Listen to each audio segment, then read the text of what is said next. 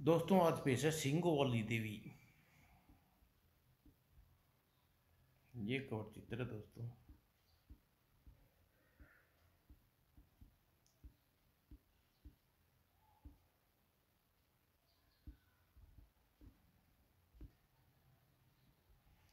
उज्जैन में एक निर्मल दत्त नाम का एक वैश्य पुरुष रहता था।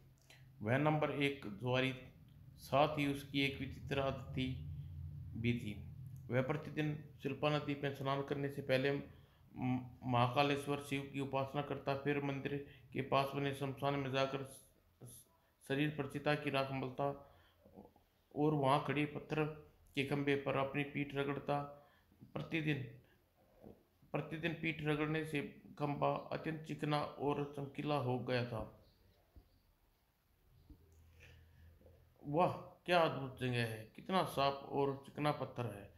उस खंभे पर माँ पार्वती की मूर्ति उतारनी चाहिए। वह आदमी कौन है जो जानवरों की तरह खंभे पर अपनी पीठ रगड़ रहा है? मूर्तिकार निर्मल दत्त के पास आया। भाई, मेरा नाम चंद्र स्वामी है। मैं एक मूर्तिकार हूँ। तुम कौन हो और इस तरह खंबे पर अपनी पीठ रगड़ कर क्यों चुकना कर रही हो?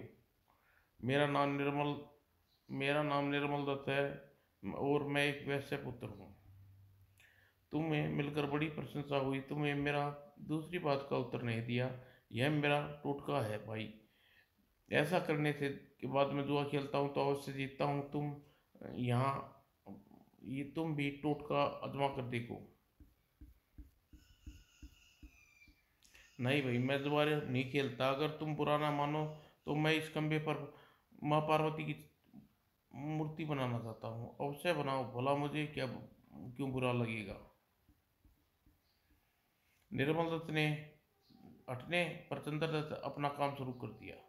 भाई, जब तक मूर्ति नहीं तैयार नहीं हुई, निर्मल दत्त भी वहीं से नहीं हटा। अरे, तुम अब तक यहीं शांत हो गई? आज तुम्हारा बहुत नुकसान हो गया होगा। नहीं, कुछ नुकसान नहीं हुआ। और निर्मल दत्त चंद्रा स्वामी को हटकर मूर्ति देखी। वाह, अद्भुत! तुम्हारे हाथों में तो जादू है। तुमने मूर्ति यह मूर्ति पसंद आई? समझो मेरी परिश्रम सफल हो गया।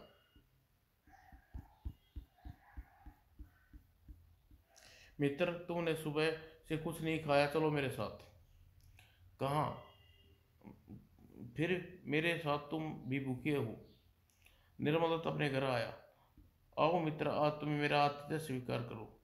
मुझे इतने भव्य विशाल भवन में प्रवेश करने कुछ का अवसर नहीं मिला। संभव है यह यहाँ की मर्यादाएं से अपरिचित हूँ। इसकी चिंता तुम मत करो। इनसे मिलो। ये मेरे पिताजी और मेरी बहन रूपाली कला में बहुत रुचि हैं। प्रणाम पिताश्री। मेरा नाम चंद्रा स्वामी है। शिल्प कला में बस थोड़ा बहुत ज्ञान है मुझे। थोड़ा बहुत पिताजी? मेरे मित्र शिल्पकला में अद्भुत ज्ञान है। प्रमाण के लिए मैं कल आपको महाकालेश्वरी मंदिर ले चलूंगा। कल तक तुम तुम्हें याद भी नहीं रहेगा भैया। क्या कहा? भुलक्कड़ हूँ मैं? मुझे छोड़ दो। अरे छोड़ दे बेटा, तू दिन भर घर से गायब रहता है इसलिए ऐसा कहती है। आओ बेटा, चलो पहले भोजन करो, फिर भाई बहन तो ऐसा लड़ते रहते हैं।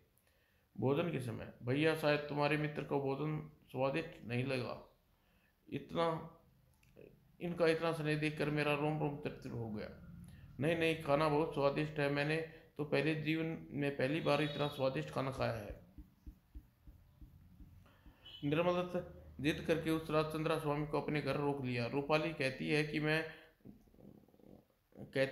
मैं कहकर कोई बात पूरी नहीं करता, परंतु तुम देखना, कल मैं उन्हें महाकाल मंदिर में ले जाऊंगा। इसका मतलब कल तुम दिनचर्या फिर व्यवधान पड़ जाएगा। नहीं, तुम सोकर नहीं उठोगे कि मैं वापस लौट आऊंगा, फिर नाश्ता करके हम साथ चलेंगे। ठीक है, अब मैं सो जाऊँ। लेकिन प्रातः दिन चढ़ने से शिल्पा स्नान करके वापस नहीं लौटा तो उसके पिता का चिंता होने लगी। मेरे विचार से अब हमें स्वयं ही चलना चाहिए, कोई भरोसा नहीं। अब पर उसे साथ आ जाना चाहिए था, अब तक आ जाना चाहिए था। आप मेरे भैया को न जानते, दिनचर्या के मुताबिक वे इस समय जुआ खेल रहे होंगे। रूपाली की बात ठीक थी। निर्मल तो सचमुच ही उस समय सुंदर स्वामी को भूलकर अपने मित्र के साथ जुआ खेल रहा था। ओ मारा, मैं फिर जीत गया। बड़े भाग्यशाली हो मित्र। ठीक उस समय कालदत्त नाम का एक मायावी अपनी अति सुंदर बहन लोपा के साथ महाकालेश्वर शिव के दर्शन पर आया था। हम पहुंच गए। लोपा, वह देखो सामने महाकालेश्वर की प्रतिमा, शिव की मंदिर है। आज मेरी बहुत दिनों आज मेरी बहुत दिनों की इच्छा पूरी होगी। और महाकालेश्वर शिव के श्राप से माया कोई लोपा साकार रूप में दर्शन के लिए दिए। ओम त्रिनेश्वर यमराज यमाहे रुद्र बाबा की जय हो। वो दोनों दर्शन करके बाहर निकले कि अपने रथ की ओर बढ़े। आह, स्वर्ग की अप्सरा से भी सुंदर युक्ति, इसे अपनी पत्नी बनाऊंगा। रूपा, तुम्हें सुंदरता अद्भुत है, मैं तुम्हें मूर्ति बनाऊंगा। मन ही मन तुम्हारा वर्ण कर लिया प्रिय। अब तुम कुछ भी बनाओ, मेरे पिता से तुम्हें आज्ञा अवश्य लेनी होगी। अवश्य, पर पहले अपने मित्र निर्मल से आज्ञा लूंगा। और रूपाली ने उत्तर देने के लिए मुंह खोला, उसकी आवाज घुटकर रह गई। आह, गू गू गू गू। रूपा, क्या हो गया तुम्हें? और अगले ही पल चंद्रा स्वामी और रूपाली के पिता कुछ समझ पाते। कालदत्त ने रूपाली को उठाकर रथ में डाला और आकाश में उड़ गया। वो देखिए, ये रूपाली को अपहरण करके ले जा रहा है। आए मेरी बेटी, हाँ मेरी बेटी। भैया को एकाकी क्या सूझी, बेचारी की लड़की का बाप कितना विलाप कर रहा है। अगर इन्हें पता चल गया कि मैं इसकी बहन हूँ तो कहीं ये मेरे पीछे न पड़ जाएं, अतः मुझे छिप जाना चाहिए। और तभी लोपा की निगाह खंभे में पड़ी, जैसे पार्वती की मूर्ति उभरी थी। लोपा भागकर उस खंभे में समा गई। अरे, अभी किसी यह कैसी माया है? लड़की अभी यहाँ खड़ी थी, वह अभी दौड़कर खंभे में समा गई। पिताजी, यह कोई मायावी चमत्कार लगता है। खंभा वही है जिसे मैंने अपनी मूर्ति बनाई थी। रूपाली का पिता चंद्र स्वामी खंभे के ठोक बजाकर देखने लगा। हाय मेरी बेटी, अरे कोई मेरी बेटी को बचाओ। धीरज रखिए पिताजी, रूपाली को हम जरूर खोज निकालेंगे। क्या हुआ सेठ जी, आप रो क्यों रहे हैं? हाय, मैं लुट गया। एक मायावी मेरी बेटी को उठा कर ले गया। मायावी उठा ले गया? कहाँ ले गया मायावी? अरे भाई, वह आकाश के रास्ते ले गया और उसकी एक चुड़ैल साथी खंबे में जा छुपी। खंबे की इस मूर्ति पर तो पार्वती मैया का मूर्ति खुदी है। कहीं वह सेठ पागल तो नहीं हो गया? भले भला कैसे छिप सकती है? तुम ठीक कहते हो, सचमुच सेठ पागल हो गया लगता है। और चलिए पिताजी, लोग दूसरे की पीड़ा देखकर बड़ा आनंद आता है, चलिए यहाँ से। हाय मेरी बेटी, मुझे तुझे यहाँ क्यों लाया? और सांस होते ही निर्मल बहुत साधन जीत कर अपने घर पहुंचा। अरे मित्र, तुम इस तरह मुंह लटकाए बैठे हो, देखो आज तुमसे सबसे ज्यादा धन जीत के लाया हूँ। तुम्हें अपनी जीत की पड़ी है, यहाँ सर्वनाश सत्यानाश हो गया। क्या विनाश हो गया? क्या हो गया? कैसा विनाश हो गया? मित्र, सुबह तुम्हारे न लौटने पर पिताजी रूपाली महाकेलेश्वर ले गया था। वहां मायावी ने तुम्हारी बहन का अपहरण कर लिया। क्या तुम चुपचाप खड़े देखते रहे? तब चंद्रा स्वामी ने पूरी बात बताई। मित्र, पलक झपकते ही वह मायावी रूपाली को ले उड़ा और हमें संभलने का अवसर भी नहीं मिला। हाँ बेटा, यह ठीक कह रहा है। एक आँख हम समझ ही नहीं पाए कि यह सब क्या हो गया है। और वह चुड़ैल अभी तक उसी खंभे में होगी, पता नहीं, हो भी सकता है और नहीं भी। निर्मल उल्टे पैर वापस लौटा। अरे तुम कहाँ चल रहे हो बेटा? पिताजी, मैं रूपाली को लेकर वापस लौटूंगा जब तक मेरा मित्र चंद्रा स्वामी आपके पास रहेगा। और निर्मल दत्त सीधा खंडर में पहुंचा और खंबे पर